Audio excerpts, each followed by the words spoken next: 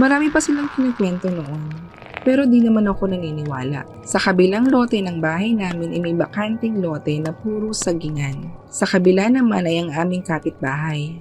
Sabi-sabi sa amin doon, may lahing aswang daw ang tiyahin ng kapitbahay namin.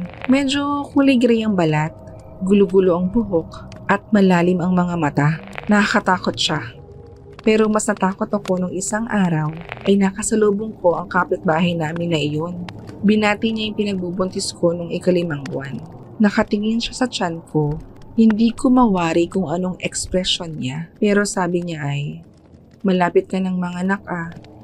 Nung ika-7 buwan ng pagbubuntis sa pangalawa ko, may isang gabi na bigla kaming nakarinig ng mga pagkayod sa bubungan ng bahay namin.